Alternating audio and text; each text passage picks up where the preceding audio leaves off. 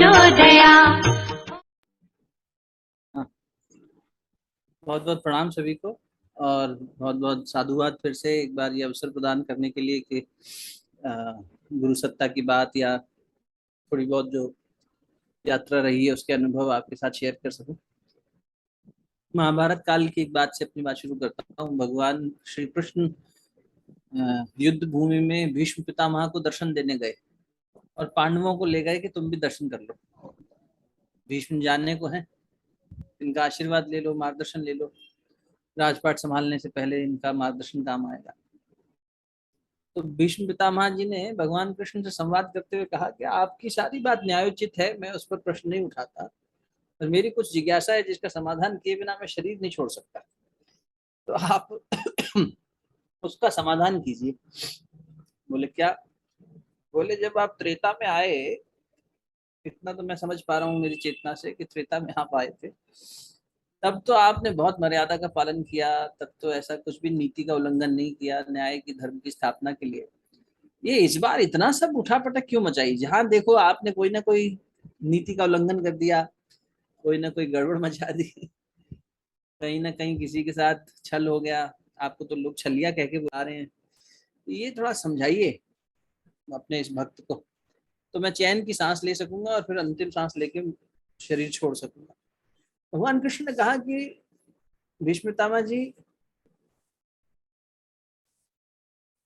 जब मैं आया था पहले, तो उस समय मेरे पल्ले कौन पड़ा था? रावण, जो खुद भी बहुत बड़ा तपस्वी था, खुद भी बहुत बड़ा ज्ञानी था, खुद भी भगवान शिव का परम भक्त था, कैलाश को सर पे उठा लिया था, और यहाँ तक कि उसने सीता को कभी स्पर्श भी नहीं किया। मंदोदरी उसकी पत्नी साध्वी थी, उनके नाना पुलस्त ऋषि थे, उसके पूरे खानदान में बहुत सारे संत हो गए, उसका खुद का भाई विभीषण मेरा परम भक्त था, कुंभकर्ण भी समझदार था, उसने भी समझाया। तो ऐसे में मेरे पास उस समय जो ठीक करने के लिए मेरी जो जिम्मेदारी थी, वो उसका निर्वहन मर्यादा में रह के किया जा सकता था, तो मैंने कर दिया। अब देखो मेरे पल्ले कौन पड़ा है? ये दुर्योधन, जिससे मैं याचना करने गया तो भी नहीं माना। ये धृतराष्ट्र जो कामांध हुआ बैठा है 100 बच्चे पैदा करके, एक बेटी भी थी, 101 बच्चे थे। ये गांधारी जिसने आंखों पर पट्टी बांध ली है, सब कुछ अगर खुले रखती तो बच्चों को समझा सकती। ये सब जो देखो आप, दुशासन, दुर्योधन और इनके भाइयों का कृत्य देखो, और अनेक राजा वो शकुनी कर रहा है कुछ अपना तरीके से, सब गड़बड़ मचा रहे। ऐसे में नीति का साथ दे पाना संभव नहीं था। हाँ, कोशिश सारी की थी, नहीं माने तो क्या करें। अब जो समय है जिसमें हम और आप जी रहे हैं, गुरुदेव जैसी चेतना जब आती है, ठाकुर रामकृष्ण परमहंस जैसे लोग जब आते हैं, स्वामी विवेकानंद आते हैं, महर्षि रमन आते हैं, श्री अरविंदो आते हैं, ऐसे लोग जब एक साथ आते हैं, तो ये बार बार ये कहीं ना कहीं संकेत करता है कि समय अब और भी ज्यादा गंभीर है। मुझे याद आता है पिछले सेशन में जब हम बातचीत कर रहे थे, तो आदरणीय एनके नेब साहब ने ये कहा था कि क्या सच में संसार बदल रहा है, क्या सच में कुछ अच्छा हो रहा है? ये इस पर थोड़ी सी टिप्पणी कीजिए, ऐसी बात हो रही थी शायद अंत में। एम आई राइट? ऐसा था ना कुछ? और क्या अच्छाई की दिशा में हमारे कदम बढ़ रहे हैं, एक समाज होने के नाते, एक पूरी व्यवस्था होने के नाते? क्या संसार अच्छी दिशा में आगे बढ़ रहा है, या अभी भी हम परेशानी के युग में ही जी रहे हैं, अंधकार के युग में ही जी रहे हैं? और हम बात करते करते संधि वेला की बात करने पे आ गए थे, तो उसी थ्रेड को आज थोड़ा सा आगे लेके चलते हैं।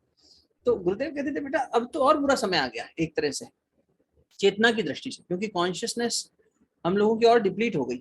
इंसान, रावण के समय में राक्षस भी तपस्वी है, दुर्योधन और महाभारत के काल में तपस्या एक तरफ रह गई, सात्विकता एक तरफ रह गई, सिंसियरिटी एक तरफ रह गई। हर व्यक्ति छल कर रहा है, तो भगवान को भी छल का सहारा लेना पड़ रहा है और मर्यादा को स्थापित करने पे लगे। और अब देखो आज की महाभारत, परम पूज्य गुरुदेव कहते थे बेटा किसी कुरुक्षेत्र की भूमि पे नहीं लड़ी जाएगी, ये तुम्हारी मनोभूमि ही कुरुक्षेत्र होगी। इसी में कोई अर्जुन संकल्प लेने के लिए खड़ा होगा, इसी में कोई युधिष्ठिर धर्म की रक्षा करने के लिए खड़ा होगा, और इसी में ही कोई दुशासन किसी का चीरहरण करेगा, इसी में ही कोई धृतराष्ट्र अंधा हो जाएगा, इसी में कोई अंधारी अपनी जिम्मेदारियों से मुंह फेर लेगी, इसी में ही कोई कर्ण दान देगा लेकिन गलत जगह खड़ा हो जाएगा। ये सब इसी में होगा। हमारा आपका मन वो कुरुक्षेत्र है जिसमें भावी महाभारत लड़ी जानी है, गुरुदेव कहते थे। तो भावी महाभारत हम लड़ी रहे हैं। घर घर में देखो एक दूसरे के प्रति लूट खसोट मची हुई है, परेशानी मची हुई है, उपद्रव मचा हुआ है, हर व्यक्ति अपनी दिशा में दौड़ने की कोशिश कर रहा है। ऐसे में मन बार बार ये सोचने में मजबूर हो जाता है कि क्या वास्तव में सत्युग की तरफ, अच्छाई की तरफ हम आगे बढ़ रहे हैं, या इन महापुरुषों की दी हुई त्याग और इनकी आहुति का कोई असर नहीं हो रहा है। उसी पर चर्चा करेंगे, लेकिन उस चर्चा को आगे बढ़ाने के लिए बस बहुत छोटा सा यंत्र हूं मैं, तो उसी शक्ति से जुड़ने का प्रयास करते हैं गायत्री महामंत्र के माध्यम से, गुरु मंत्र के माध्यम से, कि ये दिव्य शक्तियां हमें बताएं, समझाएं कि आने वाला समय क्या वास्तव में एक सतयुग की तरफ बढ़ रहा है, एक परिवर्तन की वेला से हम लोग गुजर रहे हैं। इन सब चीजों पर थोड़ा सा आपस में मंथन चिंतन करेंगे। आप सभी से विनम्र प्रार्थना, गायत्री महामंत्र और गुरु मंत्र का मैं यहाँ से उच्चारण कर रहा हूँ। आप हृदय स्थान पर धारण कीजिएगा उस शक्ति को जिसके लिए कहा गया है हमारे जो अथर्व वेद है। मतलब आप देखिए शास्त्रों में भी ये सारी बातें स्थापित की हुई है। शास्त्र इसलिए रेफरेंस लेना चाहिए क्योंकि दे आर डॉक्यूमेंटेड। जैसे हम किसी रिसर्च का रेफरेंस लेते हैं तो हमारी बात में वजन आता है, ये भी सब रिसर्च बेस्ड डॉक्यूमेंटेशन है, ऐसा ही कोई काल्पनिक बात नहीं लिख दी गई। अथर्ववेद कहता है कि अष्ट चक्रा नव द्वारा देवानाम पुरो अयोध्या, देवताओं की पूरी अयोध्या किसे मानो, इस शरीर को मानो जो 8 चक्रों से और 9 द्वारों से बनी हुई है। तस्याम हिरण्यमकशः, इसमें वो हिरण्यमय कोश में, तस्याम हिरण्यमय कोशः स्वर्ग ज्योति आश्रितः, इसी के अंदर वो ज्योति रूपी परमात्मा हिरण्यमय कोश में छुपकर अपने ऊपर एक प्रकाश का, ज्योति का आवरण बनाकर बैठा है। जैसे किसी बहुत बड़े अधिकारी से मिलने के लिए हमें पहले उसके ऑफिशियल से मिलना पड़ता है, ब्यूरोक्रेट से मिलना पड़ता है, तब जाकर ये संभावना बन पाती है कि आप सीएम से, पीएम से मिल पाए।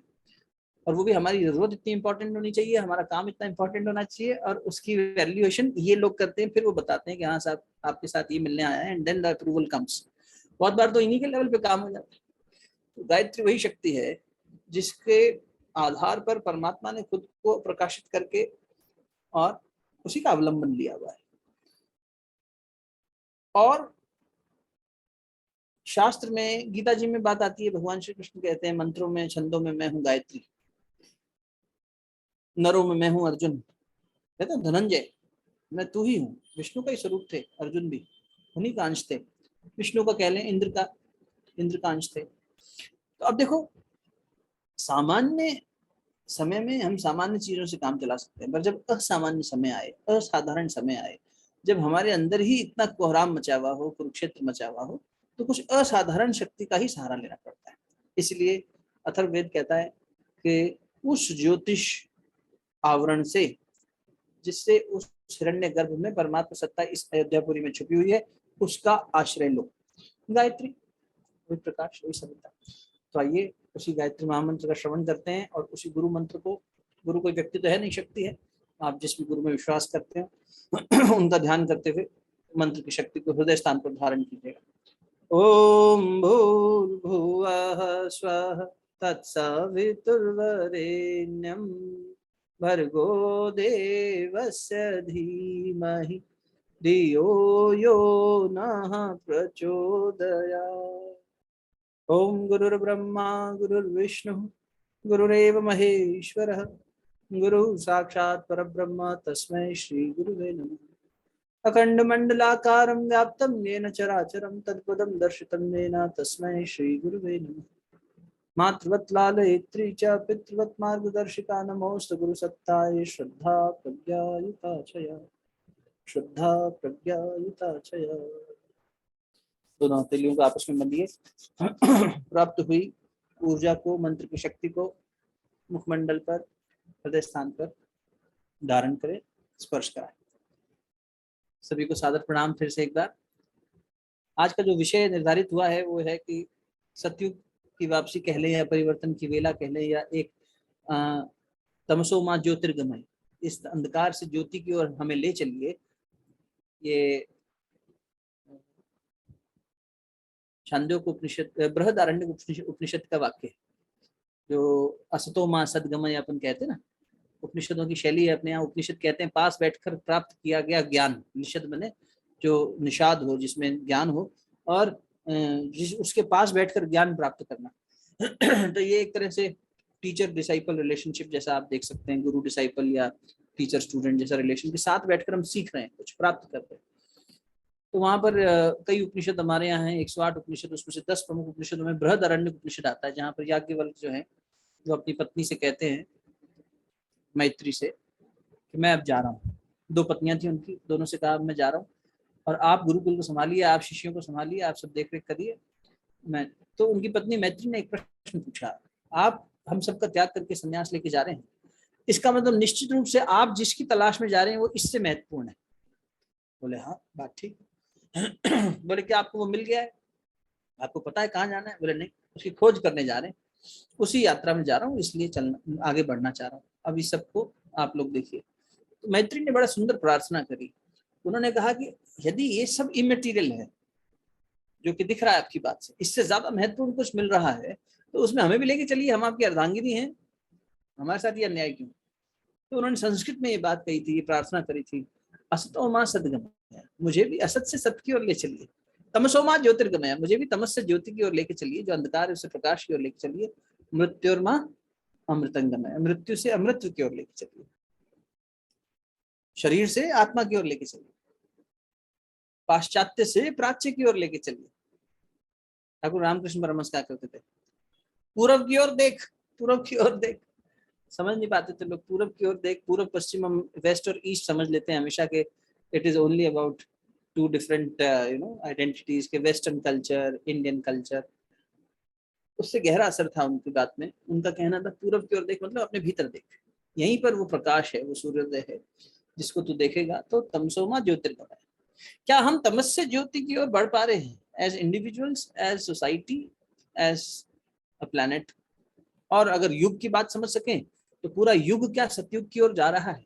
जो महापुरुष कह रहे हैं, श्री अरविंदो ने 1926 में उद्घोष किया, descendence of super consciousness has started and it will take 300 years of time. 3 शताब्दियां लगेंगी और 300 साल के समय में सुप्रीम कॉन्शियसनेस, यानी कि मानव की जो चेतना है अभी, उसे ऊंचा उठा दिया जाएगा। राम के समय में क्या हुआ? रावण का वध करने के बाद में भी धोबी ने कहा कि हम कैसे मान लें कि सीता पवित्र है, और इससे समझ में आया कि रावण अभी मन में बैठा है सबके। रावण नाम के शत्रु का तो वध हो गया है, पर विचारों में अभी भी वो बात बैठी है। भगवान कृष्ण के रूप में आए, तब भी जो चीजें सुधार करके गए फिर बिगड़ गई हैं। बार बार यदा यदा हि धर्म से, मैं आऊंगा, चीजों को ठीक करूंगा, और जब जब बिगड़ेंगे मैं फिर आ जाऊंगा। तो अब भगवान ने ये तय कर लिया है, गुरुदेव के शब्द बता रहा हूँ, उसी आधार पर मेरी समझ पैदा हुई है कि बेटा अब भगवान ने तय कर लिया कि बार बार बिगड़ने ही क्यों दें। भाई लॉजिकली सोचना चाहिए ना, कोई पेरेंट्स अपने बच्चे को बार बार सुधारे और बच्चा बार बार घर बिगाड़ दे, दुकान बिगाड़ दे, धंधा खराब कर दे, तो माँ बाप कहेंगे अब की बार इसको ऐसा सुधारेंगे फिर ना बिगड़े। ये हर कोई व्यक्ति करना चाहेगा। या हम कोई काम कर रहे हैं तो हम चाहेंगे कि इस बार ऐसा बढ़िया करेंगे, बार बार बिगड़ क्यों जाता है। अगर भगवान का काम है, शानदार है, तो फिर बढ़िया तरीके से होना चाहिए और फिर बार बार बिगड़ना नहीं चाहिए। ये छूट जो हमें मिल जाती है और हम बार बार बहक जाते हैं, ये गड़बड़ पैदा हो जाती है। इसी से संशय पैदा होता है कि वास्तव में अच्छी की तरफ जा रहे हैं कि नहीं जा रहे, क्योंकि अपने आचरण से और आसपास के जो कर्तव्य हो रहे हैं, जो लोगों के कर्तव्य हो रहे हैं, उससे तो नहीं लग रहा। समाज की दिशा देख के, अपनी दिशा देख के तो लग नहीं रहा। तो फिर भगवान इस बार तय करके आ रहा है कि मनुष्य की चेतना को ऊपर उठा देंगे। गुरुदेव ने इसे पंचकोश की साधना के साथ जोड़ते हुए भी लिखा था कि बेटा इस बार मनोमय कोश से विज्ञानमय कोश में स्थापित कर दिया जाएगा चेतना को। गहरी बात है, वैज्ञानिक और आध्यात्मिक दृष्टि से अवलोकन करने की बात है।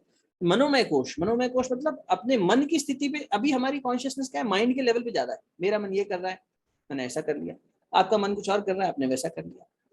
कहीं से लालच आया, मन उसके पीछे भाग गया। कहीं से अध्यात्म की तरफ बढ़ने का मन हुआ, वही मैंने थोड़ी देर पहले कहा कि इसी के अंदर भीष्म प्रतिज्ञाएं भी हो रही हैं और इसी के अंदर जो है चीरहरण भी हो रहा है। सब कुछ इसी मन में हो रहा है। हमारा मन क्या कम दूषित है? ठाकुर रामकृष्ण परमहंस कहते थे कामिनी और कंचन से बच के रहो।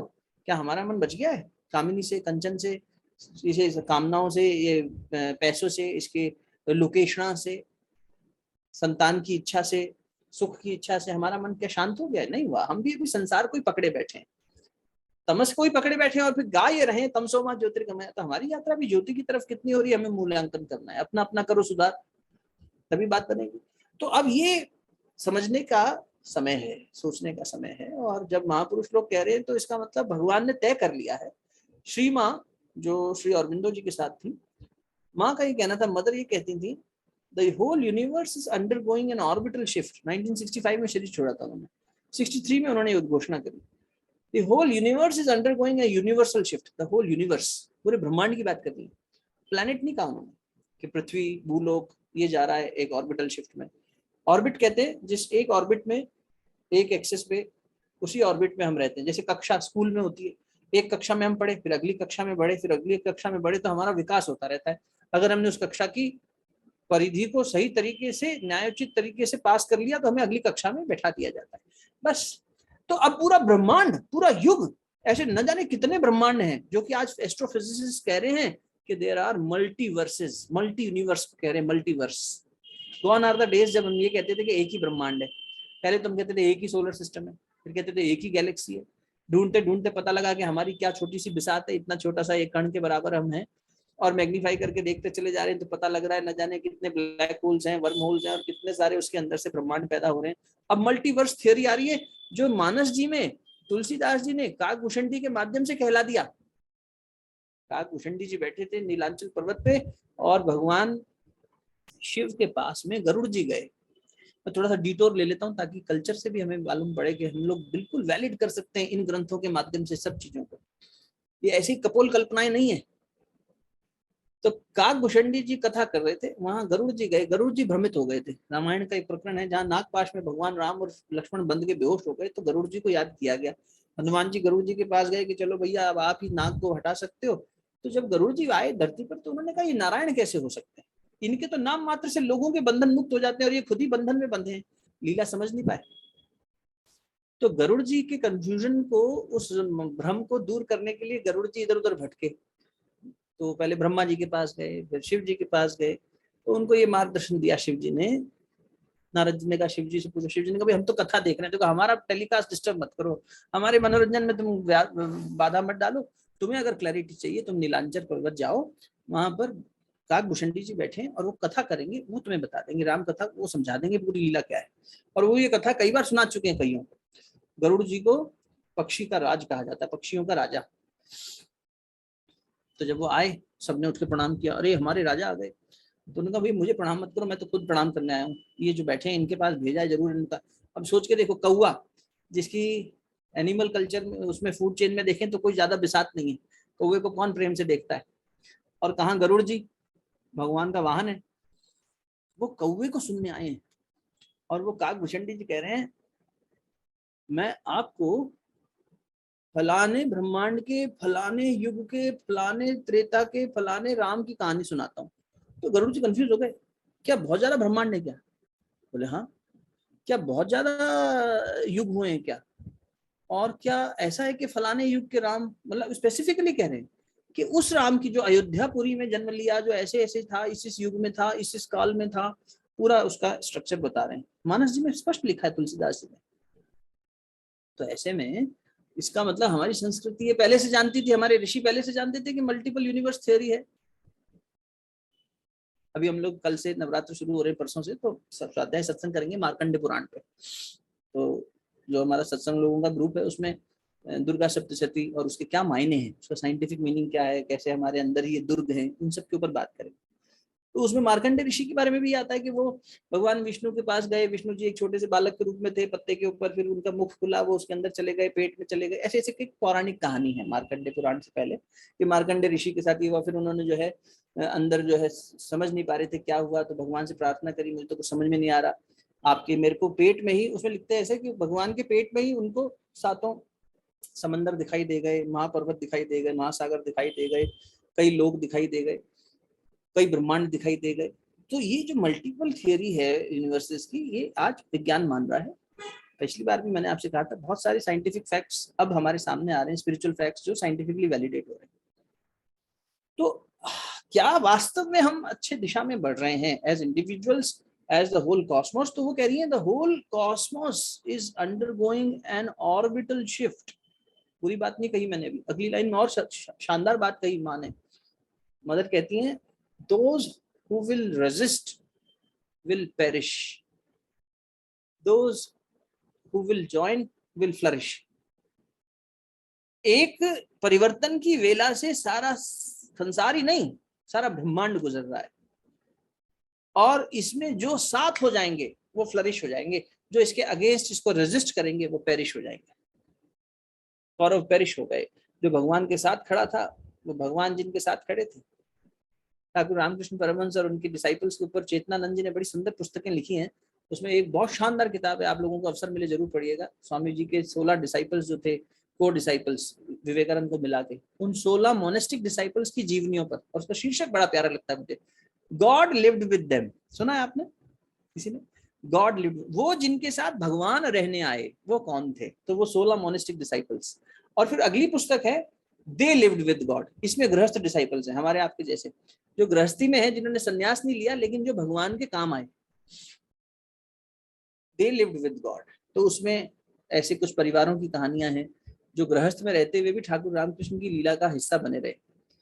और तीसरी पुस्तक लिखी how to live with God, अगर परमात्मा आपके साथ हो तो कैसे रहना चाहिए उसके साथ। बड़ी सुंदर किताबें, श्रृंखला है पूरी। तो भगवान जिनके साथ रहने के लिए तैयार है, ऐसे लोगों ने आके ये कहा है कि भैया ये पूरी संसार, ये पूरी सृष्टि एक अच्छे प्रकाश की ओर बढ़ रही है, एक सात्विक प्रकाश की ओर बढ़ रही है, और इस बार परमानेंट सोल्यूशन के साथ बढ़ रही है। जैसे अवतारों की श्रृंखला में हमारे यहाँ कह दिया कल की अवतार अंतिम अवतार होगा, कल की अवतार घोड़े पे बैठ के आएगा, तलवार लेके आएगा, इत्यादि इत्यादि। उसी को प्रज्ञा अवतार कह दिया। श्री अरविंदो ने तो लिखा है हमें कल की अवतार के एक्सप्रेशन में नहीं जाना चाहिए, क्योंकि वो मैनिफेस्टो के इस तरह से नहीं आएगा जैसे पहले हम देखते हैं कि कृष्ण आए, बांसुरी बजाए, चक्र चलाए, या राम ने धनुष उठाया, इत्यादि इत्यादि। इस बार वैसा नहीं होगा। इस बार वो चेतना में ही उतर जाएगा और चेतना को ऊंचा उठा देगा। श्री अरविंदो ने लिखा है स्पष्ट। और वो कहते हैं कि इसी से, या तो इसको यूं पढ़ लो कि उसका अवतरण हो गया, डिसेंडेंस ऑफ सुप्रीम कॉन्शियसनेस, या यूं कह लो कि अपलिफ्टमेंट ऑफ ह्यूमन कॉन्शियसनेस, जैसा मर्जी मान लो। इंसान पशु की तरह जीता हुआ दिखाई दे रहा है। गुरुदेव कहते थे 4 तरह की चेतनाएं बेटा, 4 तरह के लोग हैं, वर्ण व्यवस्था के आधार पर नहीं, कर्म व्यवस्था के आधार पर। एक जो पिशाच की तरह जी रहे हैं, जो दूसरों का नुकसान करते हैं और दूसरों का खून पीते हैं, पिशाच यही करता है। ऐसे लोग हैं जो दूसरों का शोषण करते हैं और अपनी जेब भरते हैं, ये पिशाच जैसा चेतना है, दिस इज डेविल कॉन्शियसनेस। एक पशु चेतना है, एनिमल कॉन्शियसनेस। वो क्या है? पेट प्रजनन, पेट प्रजनन, पेट प्रजनन, बस पशु का इतना ही काम होता है। उसका जीवन में 2 ही क्रियाएं महत्वपूर्ण है, वो वैसा ही जीवन जी रहे हैं, पेट प्रजनन, पेट प्रजनन, पेट प्रजनन, पेट प्रजनन, पूरा जीवन इसी में बीत जाता है। हाँ भाई, बच्चों के बच्चे कितने हो गए, इसके पैसे कितने आ गए, इसका पेट भरा कि नहीं भरा, इसके मकान बने कि नहीं बने, इसकी गाड़ी बनी कि नहीं बनी, उनका जीवन इतने में चलता रहता है। ये पशु चेतना है, ये मानवीय चेतना नहीं है। तीसरी कैटेगरी कहते थे कॉन्शियसनेस के आधार पर, तीसरी कैटेगरी बेटा ह्यूमन कॉन्शियसनेस, मानवीय चेतना। शरीर मानव का मिला है लेकिन चेतना पशु की थी, चेतना पिशाच की थी, अब चेतना मानवीय हो। तो एक बड़ा सुंदर गीत था, माता जी गाती थी, एक दिन ही जी मगर इंसान बन के जी। अरे इंसान की तरह एक दिन तो जी भले, लेकिन एक इंसान जैसा जी। क्या पशु की तरह जीता है? क्या पिशाचों की तरह जीता रहता है? मुझे नहीं मिला, उसको मिल गया, मुझे और चाहिए। रोज आदमी इसी तरह की मैं मेरा मैं मेरा मैं मेरा इसी में पड़ा है। तो मनुष्य की तरह जियो, अपनी रोटी मिल बांट कर खाओ, सहजता से जियो, सरलता से जियो। और चौथी हो गई दिव्य कॉन्शियसनेस, डिवाइन कॉन्शियसनेस, जहां पर हम अवतारी पुरुषों को पढ़ते हैं, महापुरुषों को पढ़ते हैं, बुद्ध पुरुषों को पढ़ते हैं। नारी के देह में या पुरुष के देह में अलग अलग चेतनाएं उतर के आती हैं और श्रेष्ठ कार्य करके दिखा देती हैं और समाज को दिशा धारा दे जाती हैं। आप सोच कर देखिए, सिर्फ एक कल्पना करके देखिए 1 मिनट के लिए, और इस बात से प्रमाणित हो जाएगा कि कितना बढ़िया और शानदार समय चल रहा है। 19वीं शताब्दी का Bharat, third world country, supremely poor, exhausted by 1400 years of slavery, महामारी फैल रही है, सती प्रथा है, ब्रह्म समाज उसके खिलाफ लड़ रहा है, आर्य समाज खड़ा हो रहा है, ऐसे कई कई कम्युनिटीज बन रही हैं। देश में एकीकरण नहीं हो पा रहा है, अंग्रेज फूट डालो और शासन करो में लगे हैं, शिक्षा व्यवस्था चरमराई हुई है, रीजनल लैंग्वेजेस पीछे चली गई, हिंदी संस्कृत तो बहुत ही पीछे चली गई, रीजनल लैंग्वेजेस भी पीछे चली गई और इंग्लिश का बोलबाला हो रहा है। ऐसा समाज की कल्पना करके देखिए, गरीबी, महामारी, और जो चापलूस हैं सिर्फ उन्हीं को अंग्रेजी सरकार राय बहादुर बना रही है और जमीन जायदाद दे रही है, बाकी सबका छीन रही है, शोषण कर रही है। ऐसे में 1863 में जन्म लिया था स्वामी विवेकानंद। 1893 में उन्होंने शिकागो कॉन्फ्रेंस जो पार्लियामेंट हुई थी उसको एड्रेस किया। कितने साल के थे? 30 साल के। 30 साल के स्वामी जी, जिसको कोई नहीं जानता, Indians and dogs were treated equal, ये हमारे प्रति हम उनकी सोच हुआ करती थी। और एक ऐसी कॉन्फ्रेंस में उनको बुलाया जाता है, बुलाया भी क्या जाता है, यहाँ का राजा उनको भेज देता है, खेचड़ी का राजा, उन्हें तो पता भी नहीं होता। वो तो कन्याकुमारी, आप कभी गए हो तो नहीं गए तो जरूर जाइएगा, उस मेमोरियल रॉक पे बैठा हुआ एक नवयुवक 3 दिन 72 घंटे सुबह से रात तक बैठा ही रहा जड़ बन के, कि उसके अंदर जाने क्या घटित होता रहा। एक मछुआरे ने बताया कि अरे ये मर जाएगा, ये नौजवान वहां जाके बैठा है, वापस ही नहीं आ रहा है। और फिर उनको जो महासागर में अपने गुरु दिखाई देते हैं, फिर वो माँ शारदा मणि को चिट्ठी लिखते हैं कि मुझे ऐसी ऐसी अनुभूति हुई है, क्या ये सत्य है? वो कहती है मैं भी सोच के बताऊंगी। फिर उनका पत्र आता है कि बिल्कुल सत्य है, ठाकुर की इच्छा है, तुम जाओ, व्यवस्था बना दी जाएगी। छोड़ के चल दिए थे, परिव्राजक थे तो इनके पास क्या था अपना। और वो नरेंद्र नाथ दत्त, जिसने अपना मोनिस्टिक नेम विविदिशानंद रख लिया था, वो विविदिशानंद चलते चलते खेचड़ी पहुंचता है, वहां के राजा अर्जुन सिंह से दोस्ती होती है, वहां पर रहते हैं कुछ समय पर, और वो कहते हैं कि ऐसे ऐसे एक धर्म सभा हो रही है।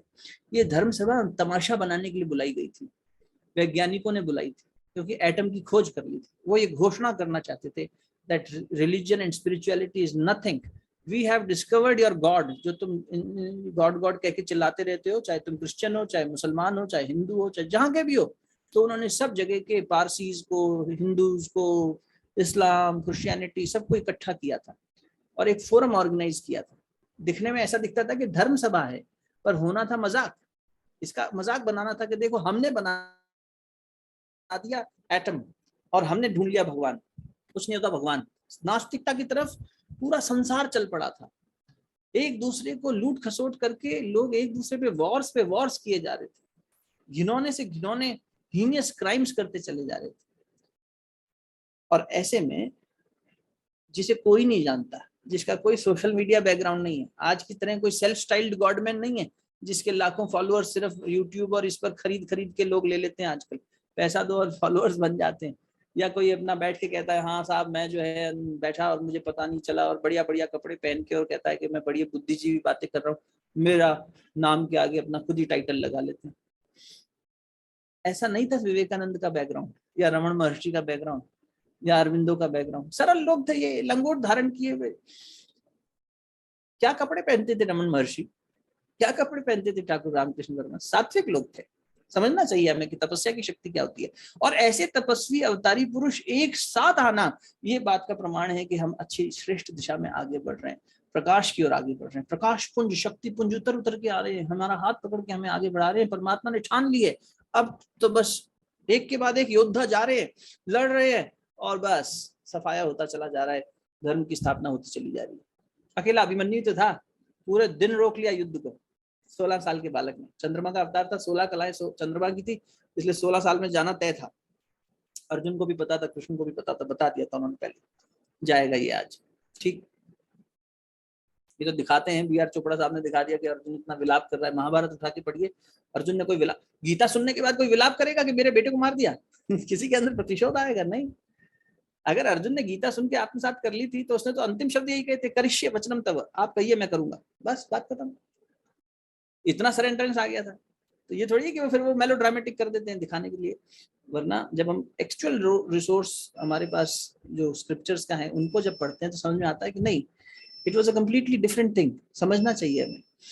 तो अब ये देखो कैसे देश से उठा हुआ, ऐसे परिवेश से आया हुआ 30 साल का एक नौजवान एक लाइन कहता है।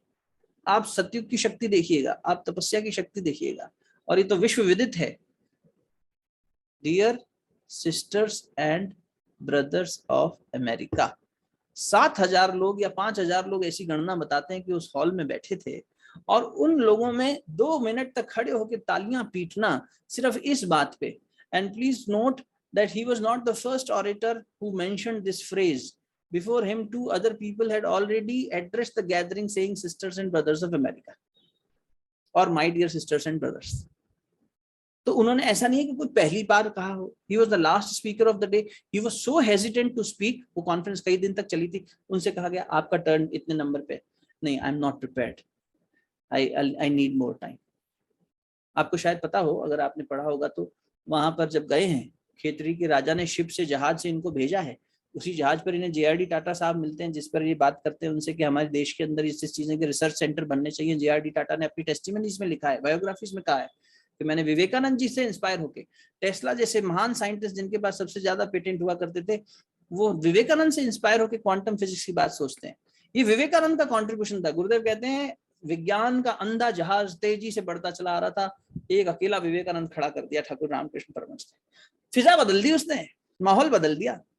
उसने कहा ठीक है, यस आई एग्री कि आपने एटम ढूंढ लिया है, यस आई कांग्रेचुलेट यू कि आपने बहुत कुछ अच्छा ढूंढ लिया है, आपने एक फंडामेंटल बिल्डिंग ब्लॉक मटेरियल का ढूंढ लिया, चेतना का नहीं। पर जहां आपका विज्ञान आके रुका है, उससे आगे अध्यात्म शुरू होता है। कॉन्शियसनेस पर भी तो फोकस करो। आप में और ऋषि में एक ही अंतर है, विवेकानंद की परिभाषा है। ऋषि भी साइंटिस्ट है, आप भी साइंटिस्ट है। आप जड़ पदार्थ में साइंस लगाते हो, मटेरियल से मटेरियल मिलाते हो, ये केमिकल ये मिलाते तो क्या होगा, फिजिक्स के ये एलिमेंट को इस एलिमेंट को मिला दे तो क्या होगा। आप इसी जड़ पदार्थ में कॉम्बिनेशंस बना बना के इसके चीजों को फाइंड आउट कर रहे हो, बिल्डिंग ब्लॉक्स को फाइंड कर रहे हो। आप स्थूल जगत में सारे एक्सपेरिमेंट्स कर रहे हो, ऋषि चेतना जगत में एक्सपेरिमेंट करता है, वहां से निकाल के लाता है। नकुल और सहदेव, पांचों लोगों के पास अपनी अपनी क्वालिटीज थी। नकुल सहदेव के पास क्वालिटी थी, अश्विन कुमार के संतान थे, माद्री के पुत्र थे ना, कुंती पुत्र तो नहीं थे। और माद्री पुत्र होने के नाते उनके पास वरदान था, एक को ज्योतिष पता था। सहदेव इसलिए बोलते बहुत कम थे, सहदेव को पता था कब क्या होगा। इनफैक्ट आपको शायद भी मालूम हो, दुर्योधन ने किस शुभ घड़ी में महाभारत का युद्ध लड़ा जाना चाहिए, ये सहदेव से आके कहा था। निकालो अपना पंचांग और बताओ, which is the good pious date for me to win. दिन ये अच्छा है, कौन जीतेगा ये तो युद्ध भूमि पे क्षत्रिय तय करते हैं, लेकिन हाँ दिन ये अच्छा है, भूमि ये अच्छी, शुरू करो। ये सहदेव बता रहे हैं।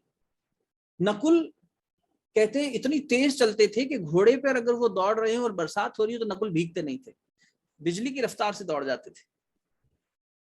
पेड़ पत्तियों से, फूलों से संवाद करके उनकी औषधि क्या है, और हीलिंग मास्टर्स थे ये लोग, ये हील कर देते थे औषधि बना के। इसलिए पांडव सेना में जब किसी को चोट लगती थी, नकुल सहदेव का यही काम रहता था। आप उन्हें युद्ध भूमि में कम देखोगे, वो हॉस्पिटल ज्यादा संभालते थे। हम पढ़ते नहीं अपनी संस्कृति को, हमें पता ही नहीं इनकी कैपेसिटीज क्या थी। तो अब ये विवेकानंद को उठाकर देखो आप, ये कह रहे हैं मेरी हिम्मत नहीं है अभी, थोड़े समय बाद बोलेंगे, थोड़े समय बाद बोलेंगे, करते करते 42वें नंबर पे बोलने जा रहे हैं। और उसमें हिंदुस्तान से 2 और स्पीकर्स गए हुए थे जो वहां जाके इनको मिले। और जब ये वहां पहुंचे हैं तो उस कार्यक्रम की डेट ही बदल गई थी, 2 महीने टल गया। शिकागो बहुत महंगा शहर है, इनके पास रहने को कुछ नहीं, इनके पास खाने को कुछ नहीं, जो पैसे खेतरी के राजा ने दिए थे वो खत्म हो गए। भगवान है, इसका प्रमाण दे रहा हूं आपको, कहानियां नहीं सुना रहा। संघर्षपूर्ण स्थिति में भी, तमस में भी प्रकाश है, और भगवान हमें लेके चल रहा है, इसकी आपको प्रमाण बता रहा हूँ, गुरु कैसे साथ खड़ा होता है। और वहां पर कचरे फुटपाथ पे बैठना लेटना ये अलाउड नहीं है, बहुत साफ सुथरा देश है बाहर से देखने में। तो ऐसे डब्बे बने रहते हैं, बड़े बड़े कंपार्टमेंट्स, कंटेनर्स, जिसके अंदर सब कचरा डंप किया जाता है मोहल्ले भर का। फिर वो वैगन आती है, उसको ले जाती है, नया कंपार्टमेंट छोड़ जाती है, बड़े बड़े प्लास्टिक के बॉक्सेस, कंटेनर्स, उसमें सोना पड़ा इनको। सन्यासी थे, इनको फर्क नहीं था जमीन पे सोने में, इनको नहीं शरण चाहिए थी, लेकिन डंडा मार के चलो अंदर सो यहाँ पे, नहीं तो जेल भेज देंगे, उसमें सो जाते थे। तो एक फुटपाथ के कंटेनर से बाहर निकले एक दिन, तो सामने की खिड़की से एक महिला ने, वृद्ध महिला ने देखा और उसे तरस आ गया। उसने खाना खिलाने के लिए घर बुला लिया कि चल चौखट पे बैठ के तेरे को कुछ खिला दूं। बातचीत करते करते पता लगा कि ये नौजवान भारत से आया है और ये उस पार्लियामेंट में पार्टिसिपेट करना चाहता है जिसके सेक्रेटरी मेरे पति हैं। उसने संपर्क करा दिया, शेव बनवाई, खाना खिलाया, कपड़े धुलवाए, वापस पहनाए। उसके बाद में वहां पहुंचे, पैसा नहीं था, कुछ नहीं था, कोई पहचान नहीं थी, कोई सोशल मीडिया नहीं था। और ये व्यक्ति जब खड़ा होकर कहता है sisters and brothers of America, और 2 मिनट तक ताली बजती है, तो कैसे नहीं माने कि अच्छा चल रहा है सब कुछ। अरे ठीक है, इतनी मुफलसी चल रही है, इतनी परेशानी चल रही है, लेकिन ऐसे में क्या तपस्या का बल हो सकता है, सोच के देखिए। क्या संस्कृति का बल हो सकता है, सोच कर देखिए। क्या गुरु की शक्ति हो सकती है, सोच के देखिए। कहते हैं एक पेंटर पेंटिंग बना रहा था, उसमें फोटोग्राफी इतनी ज्यादा डेवलप नहीं हुई थी, फोटोग्राफी भी रही होगी, लेकिन पेंटर्स अपनी पेंटिंग्स भी बनाते थे, उस पूरे कैनवास क्रिएट करते थे उस गैदरिंग का। जब स्वामी जी ने आके उस पेंटर से मिले तो रो पड़े, ये तुमने कैसे बना दिया, ये तुम्हें क्या दिखाई दे गया। तो बोले मुझे जो दिख रहा था मैं बना रहा था। जानते हैं पेंटिंग क्या थी? विवेकानंद बात कर रहे थे, पीछे ठाकुर रामकृष्ण परमहंस खड़े थे, ये उस पेंटर को दिखाई दे रहा है। वो पेंटिंग दिखा के कह रहा है ये देखो आपका भगवान खड़ा आपके साथ। कैसे नहीं माने हम कि कलयुग में सतयुग नहीं आ रहा, परमात्मा है, हमने और आपने सबने अनुभव किया है। वरना इतनी चुनौतीपूर्ण जीवन से, इतने घोर तमस से हम और आप सुरक्षित आगे बढ़ पा रहे हैं, संभले हुए चल पा रहे हैं, हमारा जीवन इतना गिर नहीं रहा।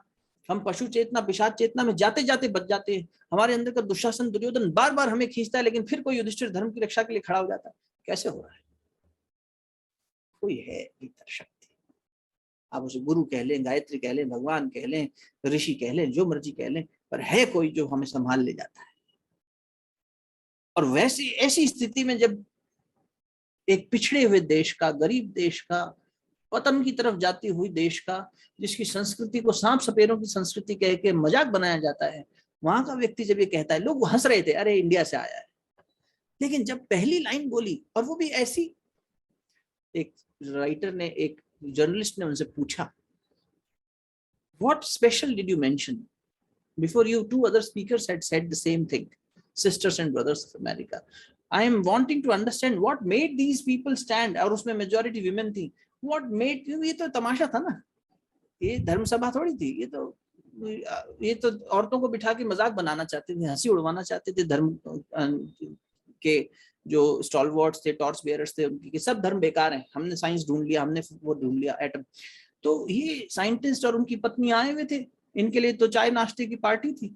लेकिन ये लोग जब सुने इतनी सी बात पे कैसे 2 मिनट तक खड़े होकर इन्होंने तालियां पीटी। मुझे ये बताइए आपने क्या विशेष कहा?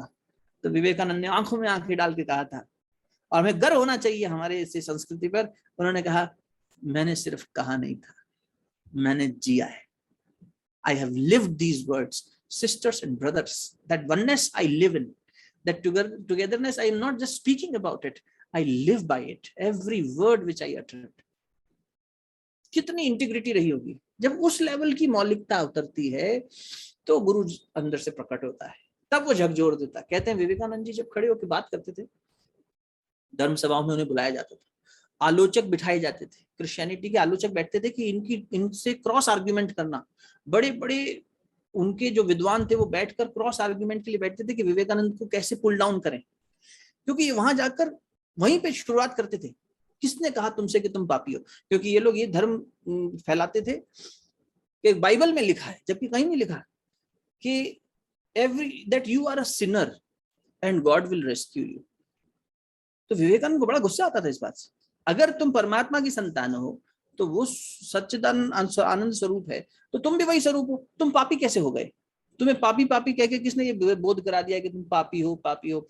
उठो जागो, वो उपनिषद का वाक्य है, उत्तिष्ठ जागृत, उठो जागो और अपना लक्ष्य पहचानो। ये क्या था फालतू की बात कर रहे हो बैठ के मैं पापी हूँ, मैं पापी हूँ और भगवान मुझे क्षमा करना। अरे पाप किया तो प्रायश्चित कर लेना, लेकिन मैं पापी हूँ कहने से काम नहीं चलेगा, उठो। तो ये चोट करते थे। तो इनको नीचा दिखाने के लिए, इनके साथ आर्ग्यूमेंट करने के लिए विद्वान लोग आते थे। तो कहते हैं कि जब वो लोग, उन्हीं लोगों का कहना है ऐसा कि जब हम बैठते थे और विवेकानंद जी बोलना शुरू करते थे, जैसे अगर बहुत तेज विस्फोट हो तो हमारे घर की खिड़कियां, ऑफिस की खिड़कियां बजने लगेंगी, दरवाजे बजने लगेंगे, हो सकता है टूट भी जाएं। बिल्कुल वैसे ही हमारे अंदर ऐसा विस्फोट होता था जब वो महापुरुष बोलता था, हमारे विचारों की सारी दीवारें गिर जाती थी और हम खींचे चले जाते थे उनके व्यक्तित्व की ओर। कहते हैं जब उन्होंने अपना उद्बोधन फिनिश किया था 1893 में पहली बार उसी पार्लियामेंट में, झुंड का झुंड, विशेष रूप से औरतों का, चाहकर उनको स्पर्श करना चाहता था।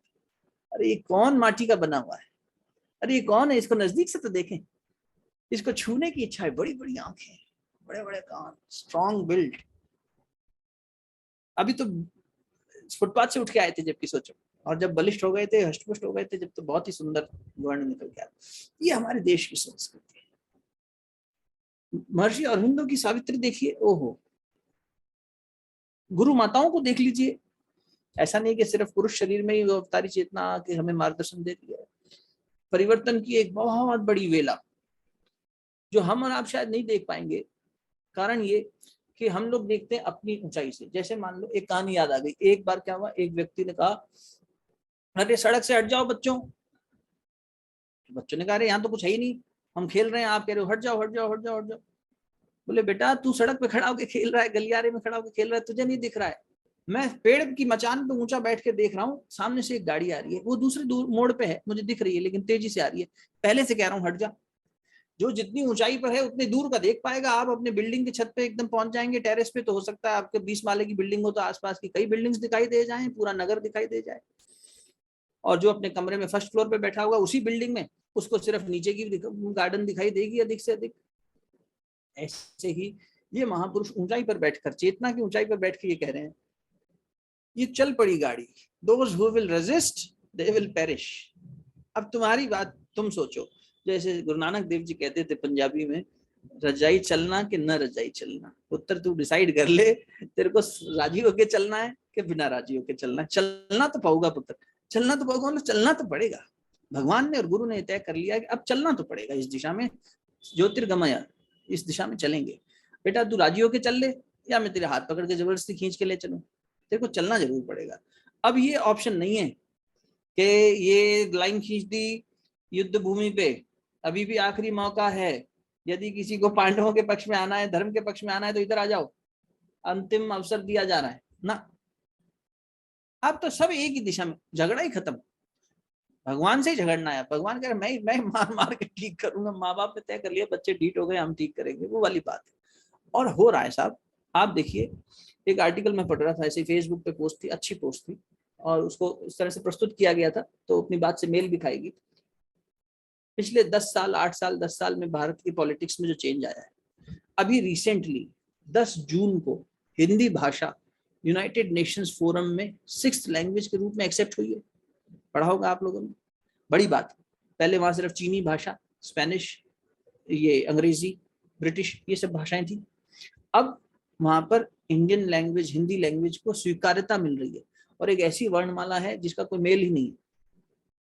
सिर्फ यही एक वर्णमाला है जिसको आप बोल के देख लें, क ख ग घ न च छ ज ज न प फ ब भ म, और हर बॉडी के अलग अलग उससे आवाज निकालने का क्रम है इसमें, इतनी ज्यादा रिचनेस है इसमें देवनागरी में। किसी दिन बात करेंगे समय होगा तो, कि क अक्षर को क ही क्यों लिखा, उसके पीछे ऋषि ने क्या कल्पना करी होगी कि एक तरफ से उसका पेट बंद है, एक तरफ से पेट खुला है। ये विज्ञान है हमारा लैंग्वेज का, भाषा का। ये सिर्फ सिंबल्स नहीं है जो भाषा सिंबल्स के रूप में बना दी गई कि एक दूसरे से आदान प्रदान करने के लिए, बातें करने के लिए, समझाने के लिए कुछ सिंबल्स बना दिए गए, नहीं, इसे देववाणी कहा गया। जिन लोगों ने वेद लिखे, और अगर हम ये कह रहे हैं कि वेद सबसे पुराने ग्रंथ हैं, तो क्या उन्हें भाषा आती थी? और हमारी संस्कृति क्या कह रही है? वेद श्रुति ग्रंथ है। Am I making sense? आप जुड़ पा रहे हैं मेरी बात से? श्रुति ग्रंथ है, यानी ये सुन के लिखे गए। अब हम बैठे हैं, आप बोल रहे हैं, हम सुन रहे हैं, लिख रहे हैं, तो हमें कम से कम लेखनी आनी तो चाहिए। जो आप कह रहे हैं वो हमें समझ में तो आना चाहिए। हम इतने पढ़े लिखे तो हों, आपकी भाषा हमें समझ में आए। अब यहाँ बात ही गड़बड़ हो गई कि अंगिरा ऋषि ने बैठकर ऋग्वेद लिखना शुरू किया। अब अंगिरा को पता ही नहीं कि लिखना क्या है, अंगिरा तो अपने जप में बैठे थे और सृष्टि क्या है इसको जानने की कोशिश कर रहे थे। तो वहां से उन्होंने लिखना कैसे सीखा? इसलिए कह दिया कि उनको लिखना नहीं आता था, उनको लैंग्वेज भी नहीं आती थी। अरे तो फिर लिख कैसे लिया? बहुत सारे यंगस्टर्स कई बार ये प्रश्न करते हैं, जब ऐसा अवसर बनता है, ऐसी बात बनती है, 2-3 बार ऐसा अब तक हो गया है कि भैया आप कह रहे हो तो ये श्रुति ग्रंथ है, तो इनको जब लिखना नहीं आता था तो कैसे पॉसिबल हो गया? ये तो काल्पनिक बात लगती है कि वेद जो है वो सबसे पहले स्क्रिप्चर्स होंगे, ये तो हम अपनी कल्चर को प्रमोट करने के लिए कह रहे हैं। मैं उनसे एक बात इसको सिंपल लॉजिक से समझा देता हूँ। हमने ऑर्गेनिक केमिस्ट्री पढ़ी थी, आप में से कई लोग उस फील्ड के रहे हैं। ऑर्गेनिक केमिस्ट्री में बेंजीन का स्ट्रक्चर जब आया तो पूरी ऑर्गेनिक केमिस्ट्री की धारा बनी। एम आई राइट? बेंजीन एक हेक्सागन स्ट्रक्चर है, और इसको फाइंड आउट करने वाले साइंटिस्ट का नाम था केकुले, KEKULE। तो केकुले बहुत समय से सोच रहे थे कि कार्बन की वैलेंसी कैसे सेट करूं, और पूरी ऑर्गेनिक केमिस्ट्री बेंजीन के मॉडल पे टिकी है, वहीं से एक पूरी धारा, अदरवाइज पहले इनऑर्गेनिक केमिस्ट्री ही पढ़ी जाती थी।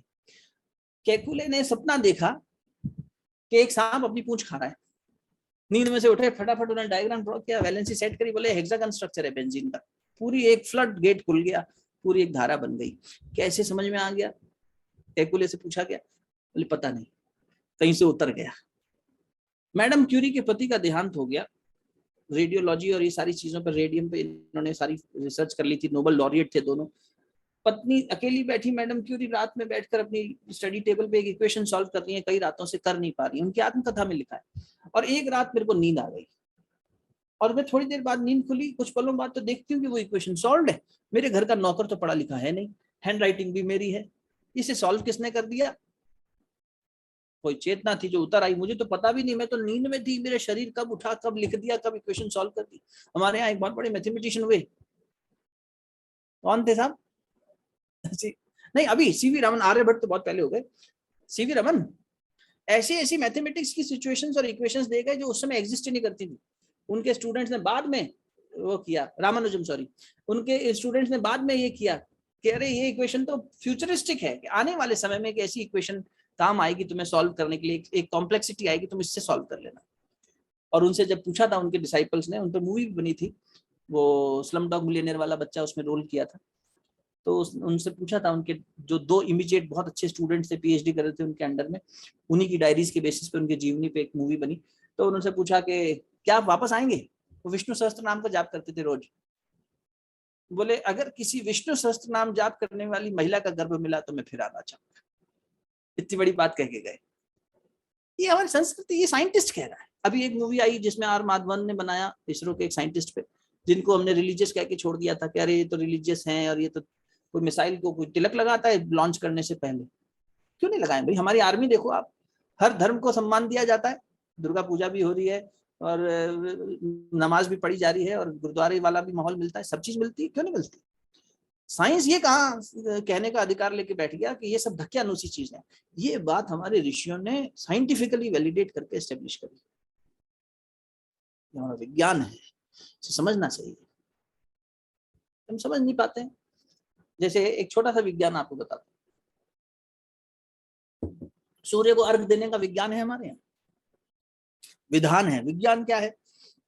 यहीं से दे देते, नीचे से नहीं, कलश को ऊपर लो या अंजलि को ऊपर लो और सूर्य की दिशा में मुख करके खड़े हो, और गिरती हुई धार को एक धार बनाओ, टूटे नहीं, और उसमें देखो। अरे इतना तमाशा क्यों किया?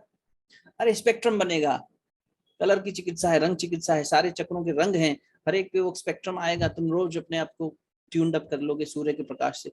सविता है, देवता है, वो शक्ति है, दे रही है, जीवन उसी से पनप रहा है, कनेक्ट कर लो।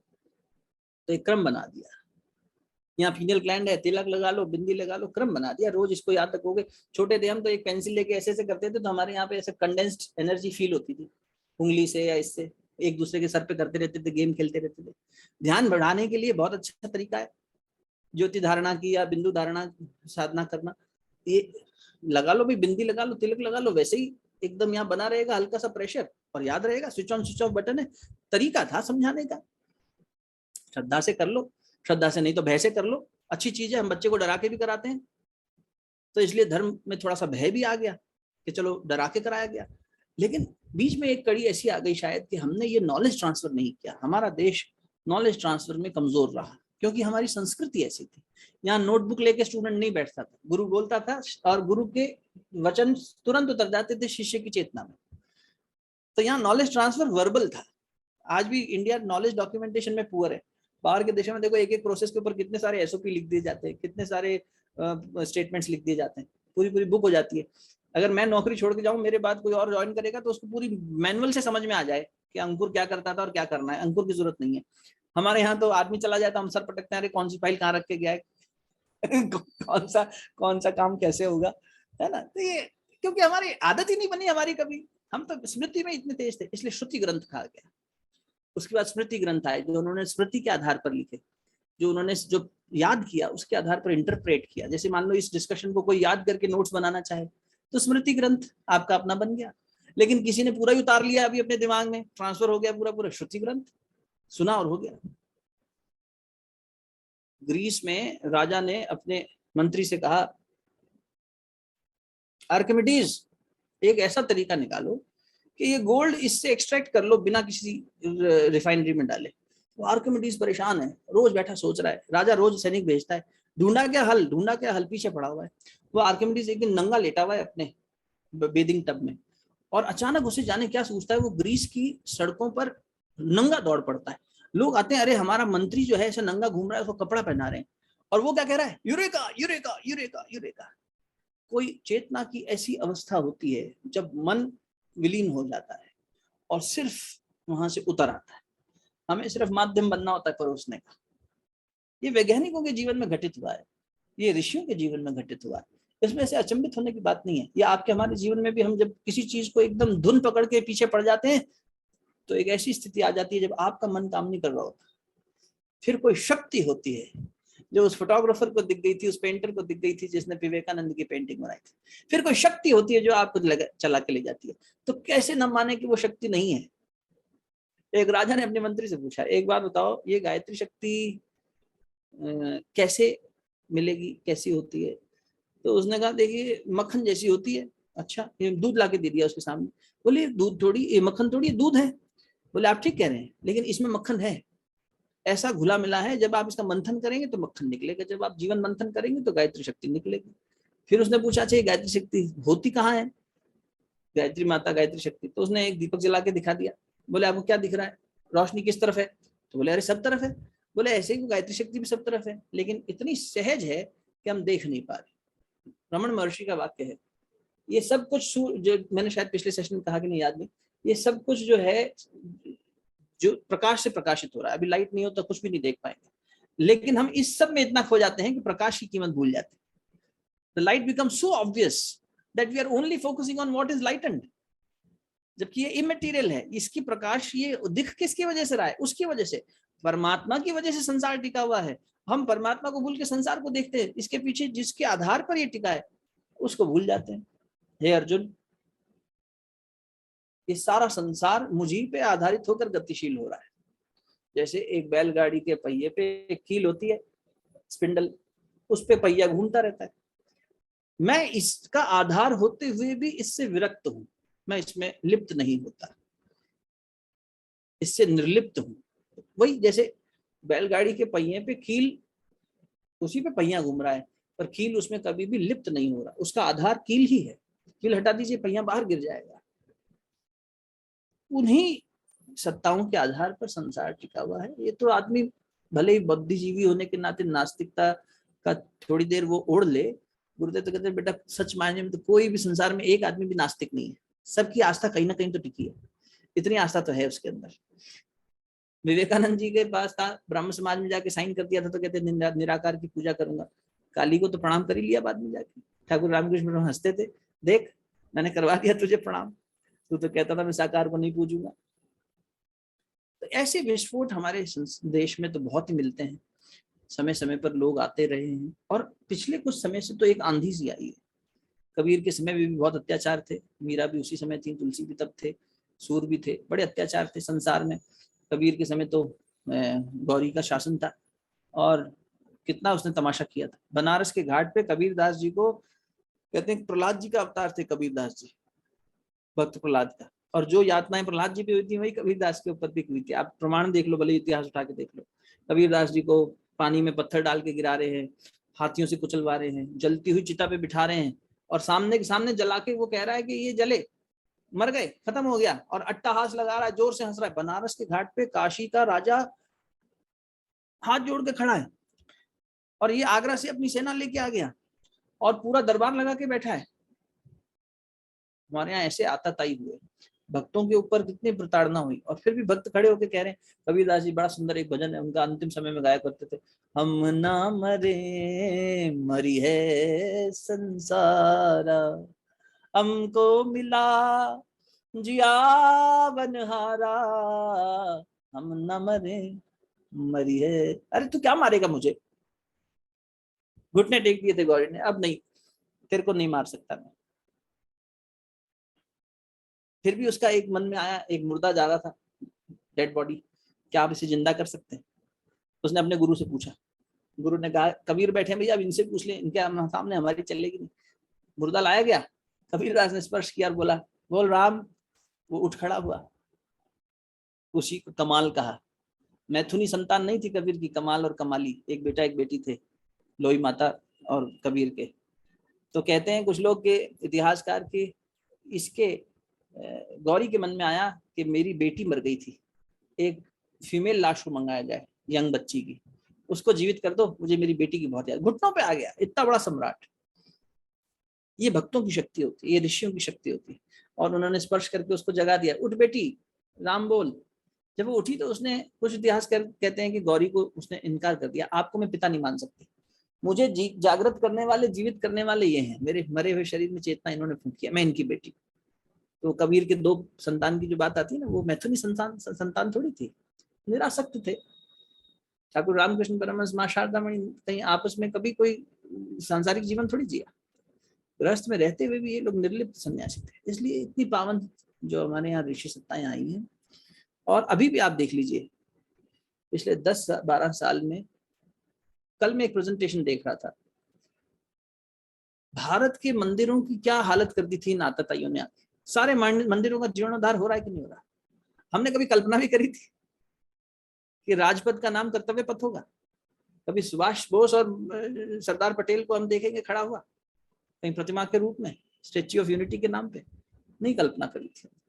हमने कभी कल्पना करी थी कि भारत की बात को लोग इतनी तवज्जो देंगे, इतना रेस्पेक्टफुली देखेंगे? कल नारायण मूर्ति ने IIM अहमदाबाद के बच्चों को एड्रेस करते हुए कहा है कि 91 में जो इकोनॉमिक रिफॉर्म्स आए, and I personally respect Manmohan Singh as the previous prime minister of India, but as an individual he was exceptionally good, as an economist he was exceptionally good। ये उनकी बात है, नारायण मूर्ति कह रहे हैं। पर भारत चीन के कंपैरिजन में पिछड़ गया।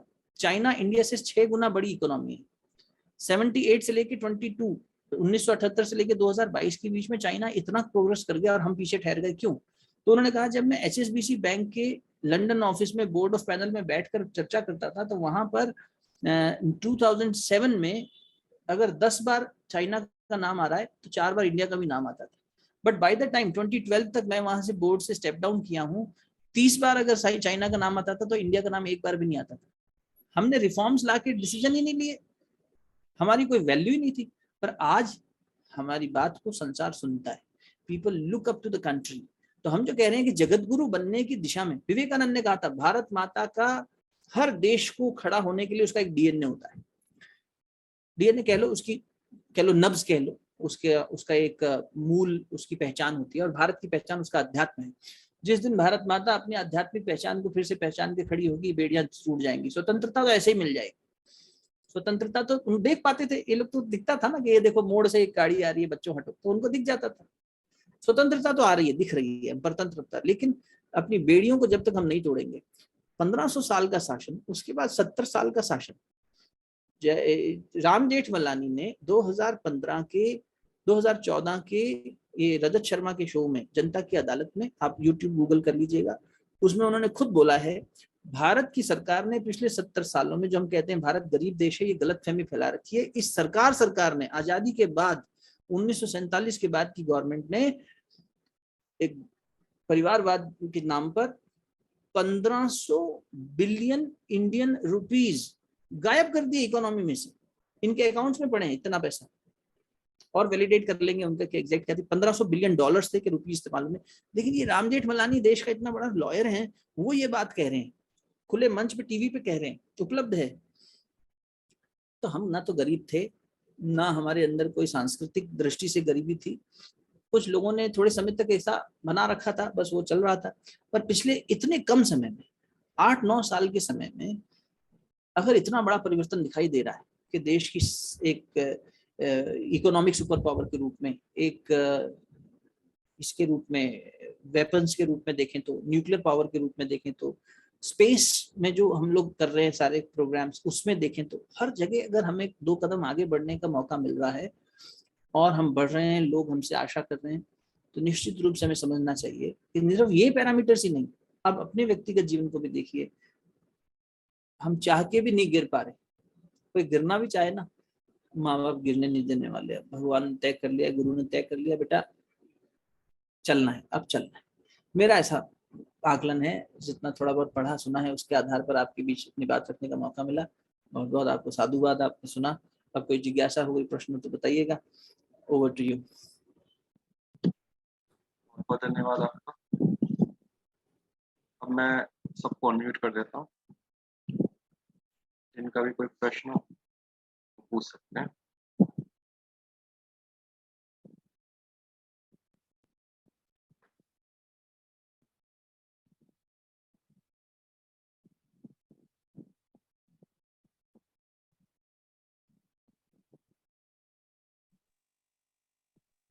हाँ जी। प्रणाम अंकुर जी।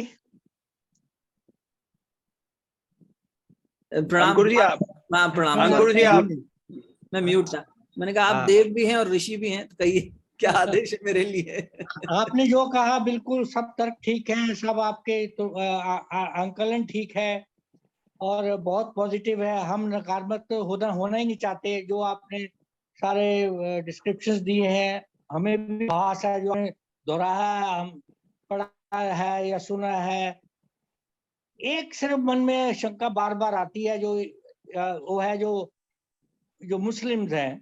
आज 54 कंट्रीज में मुस्लिम मेजॉरिटी है और हमारे देश में भी हम देखते रहे, हमारे जैसे आपने कहा भी आभास होता है, ऊपर से आता है वो जीवन में। हमने भी किया, हम एक इंजीनियर हैं और हमने भी सपने में देखा कि प्लांट में ये प्रॉब्लम चल रही है। हमने रात को सोचा, सीधा फैक्ट्री सुबह गए, अपने उसको कहा भी इसको देखो, उसके बाद साहब यहाँ तो ठीक है, नहीं आप खोलो, और वहीं डिफेक्ट निकला। ये बिल्कुल आपने हमारे जीवन में बहुत बार हुआ ऐसा। और जो मुस्लिम की बात आती है, ये 54 कंट्रीज में मुस्लिम है। और जिस तरह आप हमारे देश में देख रहे हैं किस तरह ये एक षड्यंत्र चल रहा है, किस तरह एक प्लान्ड चीज चल रही है, और इसका थोड़ा सा मन में शंका रहती है और डर भी रहता है। हम तो रहेंगे नहीं इस संसार में जब बुरा वक्त आया, जब इनसे भिड़ना पड़ा।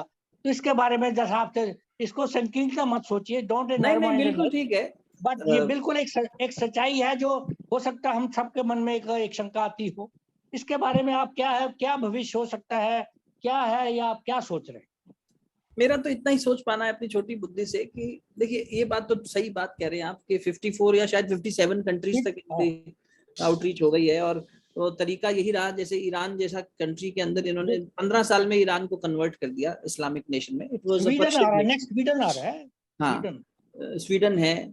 इराक था, जो इराक भी मुस्लिम कंट्री नहीं था, इराक मंगोलियन रेस थी। मंगोलियन रेस के बाद ये लोग पहुंचे, 4 शादियां करना, 20 बच्चे पैदा करना, और यही उद्देश्य से कि हम अपनी पॉपुलेशन को बढ़ा लें। बिकॉज जिस दिन हमारी वोटिंग, एक ही मकसद है उनका।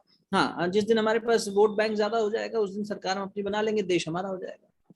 तो वो सोच तो है, नो डाउट, उसमें कोई वो नहीं है। लेकिन मैं सिर्फ इतना ही कहूंगा कि अभी वर्तमान में कल परसों ही भारत सरकार ने नक्सलवाद के ऊपर इतना बड़ा ऑपरेशन करके कहा कि बिहार और झारखंड को नक्सल फ्री घोषित करने की, कमर तोड़ने की एक बात इतनी बड़ी मीडिया के सामने आई, और इतना काम चुपचाप हो गया। अभी एनआईए देखो पूरा पूरा लगा हुआ है। एनआईए, इंटेलिजेंस एजेंसीज जो हमारी हैं, घर घर जाके देख रही है कि ये कहीं भी टेररिज्म फंडिंग और इस तरह की चीज अगर हो रही है तो उसको रोका जाए और उसको पहले ही चेक कर लिया जाए। तो जैसे कभी हम सोच नहीं पा रहे थे कि नक्सलवाद कभी दूर हो पाएगा, क्योंकि उसको पोषण देने वाले वो थे ना, सोर्सेस थे। डीमोनेटाइजेशन से इन्होंने एकदम ब्लैक मार्केटिंग खत्म कर दी और जितने भी टेरर फंडिंग थे वो बंद कर दिए। तो बहुत बड़ी एक चोट करी क्रॉस बॉर्डर टेररिज्म पे। फिर हमारे देश के अंदर ही अलगाववाद फैलाने वाले जो सब लोग थे, उन पर नक्सलवाद पे और इसके ऊपर नकेल कस दी। तो ऐसे बहुत सारे रास्ते, और मुझे लगता है कि हमें आशावादी होना चाहिए। मैं तो ये कहूंगा कि ज्यादा समय नहीं लगेगा। जिस तरीके से बाकी देशों में हुआ है, नो डाउट वो अलार्मिंग है, पर भारत में ऐसी स्थिति नहीं आएगी और ना आने दी जाएगी। और आप देखो, ये साधारण बात नहीं है ऐसा प्रधानमंत्री देश में आना। No corruption charges at all, no attachments at all. और क्या क्लैरिटी है, क्या उनकी टीम है, not only Modi, his own team. अगर आप देखें तो माननीय प्रधानमंत्री के साथ में जो लोग हैं, अजीत डोभाल जी हैं और लोग हैं, इन लोगों के पास एक ऐसा फील्ड एक्सपीरियंस है। उन्होंने सिर्फ कुर्सी पे बैठ के दस्तखत कर रहे नहीं है ना, तो फील्ड ऑपरेशन वाले लोग रहे हैं, चाहे वो आरएसएस के साथ जुड़ के किया और चाहे, इनके पास भी पूरी लाइजनिंग है, पूरे कॉन्टेक्ट्स हैं, how to cut the grass root and how to break the system. ऐसे आप देखो, उत्तर प्रदेश का ये हाल कभी हो सकता था? कल्पना नहीं थी। तो ये चीजें, इसलिए मैं कह रहा हूँ, इतने खुल के आपने प्रश्न किया तो उत्तर देने के लिए मैंने साहस किया, वरना इस बातों को ज्यादा इसलिए नहीं उठाती क्योंकि इट मे हर्ट सेंटिमेंट्स।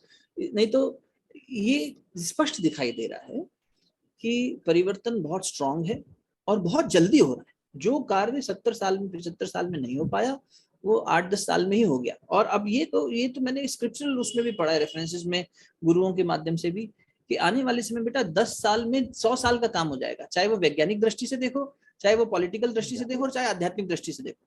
जितना बिगड़े हैं 100 साल में, उतना 10 साल में सुधर जाएंगे। जितना प्रोग्रेस हम 100 साल में किए हैं पिछले, अब 10 साल में उतनी प्रोग्रेस हो रही है। So we are living a millennium in a decade. 10 गुना स्पीड हो गई है हमारी। तो इसलिए मैं तो पूरा आशावादी हूँ। आप ये मत सोचिए कि आने वाली जनरेशंस हम लोग सब देखेंगे कि बहुत शानदार समय हम भी जिएंगे और आने वाले लोग भी जिएंगे, बहुत चलो, पीसफुल होने वाला है सब, ऐसा मेरा आपके मुंह में घी शक्कर। बिल्कुल, बहुत सकारात्मक ढंग से आप समझाते हैं गुरु जी। और यदि और किसी का कोई प्रश्न हो तो वो पूछ लें, वरना फिर हमारे परम श्रद्धेय एन के नैब साहब 2 शब्द कहेंगे। नैब साहब। आज दरअसल आपका जो आज का उद्बोधन था, पहले दिन आपको सुना था, बहुत अच्छा लगा था। और उसके बाद मेरी टेलीफोन पे अरविंद शर्मा जी से बात भी हुई थी आपके बारे में, और आपके एक्सेंट के बारे में, आप किस तरह बोलते हैं ये भी हमने कहा कि हमें जब शांति कुंज से मैंने 2-4 उस तरह के मतलब रिकॉर्डेड वीडियो सुने हैं, तो मुझे उस तरह का एक एक्सेंट लगा है उनका बोलने का। काफी देर तक हम लोग की बातचीत होती रही आपके बारे में। He was very high about you. और आज का जो उद्बोधन रहा, पिछले उद्बोधन में जैसे प्रथम बार किसी से साक्षात्कार करते तो आप उसकी गहराई के विषय में नहीं जानते। आप जैसे आपने विवेकानंद जी के बारे में बात की, पहली बार सुनते, आज हमको पता था कि हमको क्या सुनना है और कौन हमको क्या सुनाने जा रहा है। इसलिए शुरू से ही हम लोग पूरी तरह से एकाग्रचित होकर बैठे थे। और आप विश्वास मानिए, मैं इस वक्त भरी गर्मी में बिना पंखा चला के बैठा हूं ताकि पंखे की आवाज से कोई चीज डिस्टर्ब ना हो। ऑनेस्टली मैं इसलिए बीच बीच में पसीना भी पोंछ रहा था, मैंने पंखा नहीं चलाया। और आज आपका जो भी उद्बोधन था, वो मैं ऋषि साहब को देख रहा था, बीच बीच में कभी यूं कर रहे थे, कभी यूं कर रहे थे, उनके मन की बातें हो रही थी। आज आपने सबके मन को छुआ।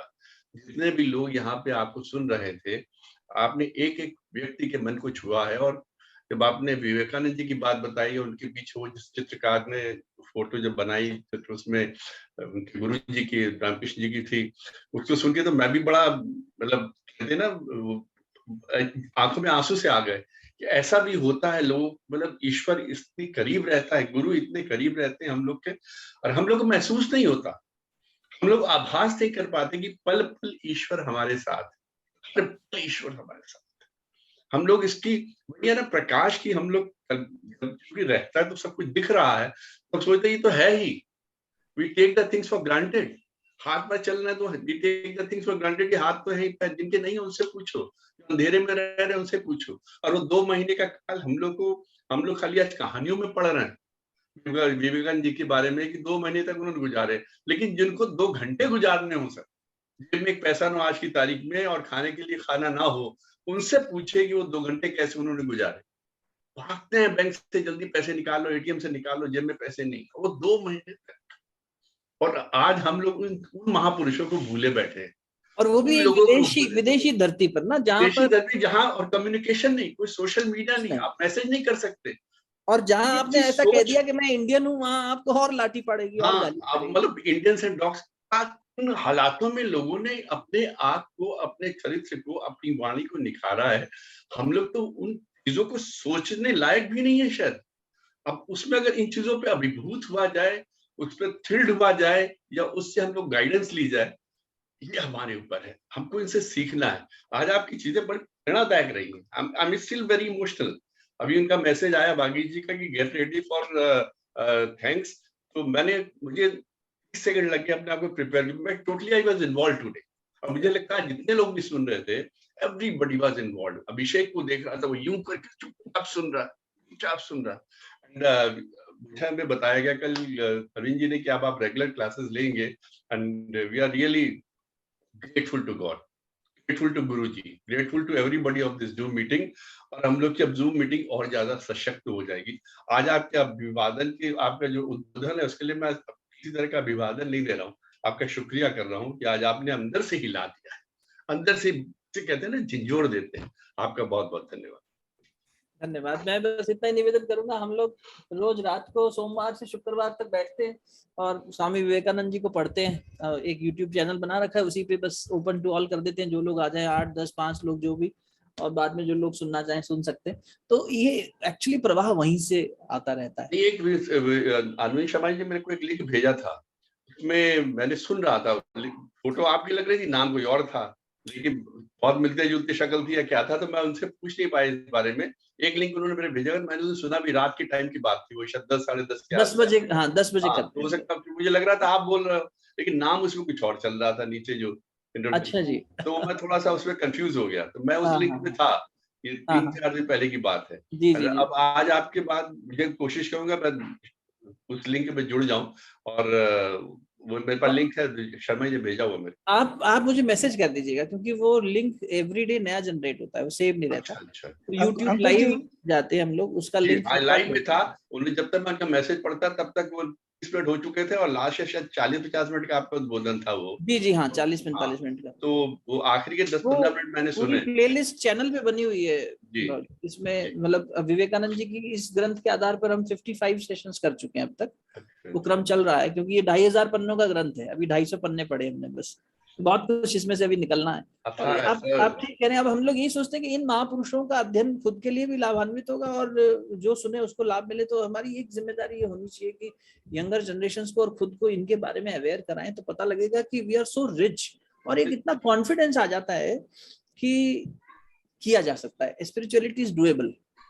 ये ऐसा टू कैरी द थिंग्स। हम तो जंक फूड और ये जिम के चक्कर में पूरा यंग जनरेशन भाग रहा है। जिम कर लो, जंक फूड खा लो, जिम कर लो, जंक फूड खा लो, एनर्जी डाइट पी लो, एनर्जी पी लो, इसमें सब खोवे सर, ये बहुत जरूरी है।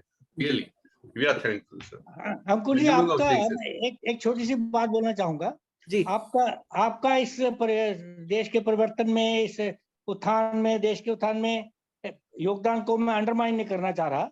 बहुत कर रहे हैं, जो कर रहे हैं वो कम नहीं है, लेकिन हमारे मन की इच्छा अंदर से हुई है। तो मैं, क्योंकि ये हमारा ग्रुप ऐसा है कि हम ये सब कुछ मन की बात बोल देते हैं। आप, हमारा मन कर रहा है कि आप इस ट्रांसफॉर्मेशन, देश की ट्रांसफॉर्मेशन, उत्थान में आपका योगदान और आए, तो हमें आप जैसे लोगों का, तो हमें एक बड़ा एक और भी हमारे पॉजिटिविटी आएगी। जैसे कुछ आप सुधांशु त्रिवेदी जी जैसे हैं देश में, मतलब आपका इतना पूरा एक बहुत ज्यादा कंट्रीब्यूशन हो सकता है, क्योंकि बहुत कम लोग कंट्रीब्यूट कर रहे हैं। हम लोग तो कुछ नहीं कर रहे देश के उत्थान के लिए, ट्रांसफॉर्मेशन के लिए। हम अपने आप को बदल ले, थोड़ा बहुत सुधार ले, वही बहुत है। लेकिन आप जो कर सकते हैं, जिनमें वो शक्ति है, जिसमें उत्साह है, जिसमें वो एक है, वो ये एक मन कर रहा था, मैंने अपना मन आपको बताया। आपका आशीर्वाद शुरुआत तो हो गई ना, शुरुआत तो हो गई, वो जुड़ तो गए हम लोग के साथ, और कैसे जुड़ेंगे। और ज्यादा देश के अगले, जैसे कहा भी, जितना ऊपर उठोगे उतनी दूर तक देखोगे। अब ये बात बहुत, ये मेरी एक सीमित, ये वो कह सकता हूँ कि विजन, कठपुतली जो है ना, वो कैसे तय करेगी उसे कितना नचाने वाला नचाना चाहता है। प्रभु की कृपा होगी, वो उसका वहां से आएगा, वहां से ऑर्डर आएगा। आज प्रेरणा वही से आएगी, प्रेरणा वही से आएगी। आज तक भी वही करा रहे हैं, आगे कराना होगा, आगे जैसे जाएगी वैसा। हम उसमें जोर देते हैं थोड़ा सा। ठीक है, आपने कठपुतली, हम सब और जैसे वो नचाएगा नाचेंगे। अब सब सभाकांत भागीश जी करेंगे जी जी जी विचार के साथ और 3 बार के साथ। सतयुग की वापसी, अंधकार से प्रकाश की ओर। अंकुर जी, आपका बहुत बहुत आभार। नैब साहब, आपका भी बहुत बहुत आभार। देवऋषि जी के उद्बोधन तो बहुत सारगर्भित रहता ही है, और आज बहुत काफी समय बाद हमारे जेपी असाती भाई साहब पूरे समय विद्यमान रहे, उनका सामिप्य सानिध्य हमें मिला, उनका भी बहुत बहुत आभार। और उद्देश्य वाक्य या वचन तो मैं क्या कहूं, जीतने वाला ही नहीं बल्कि कहां पर क्या हारना है, ये जानने वाला भी सिकंदर होता है।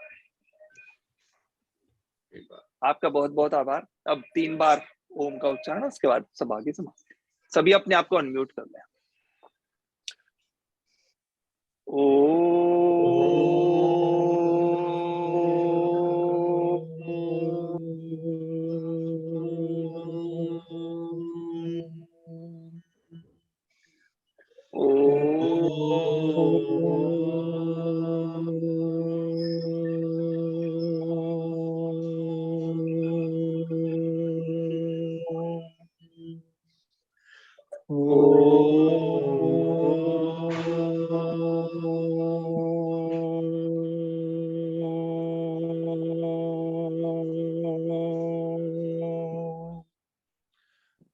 शांति शांति शांति।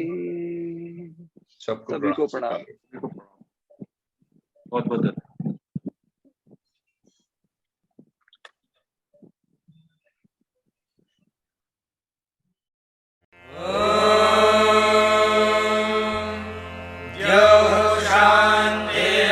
शान्तिरन्तरिक्षं शान्तिः पृथिवी शान्तिरापः शान्तिरोषधयः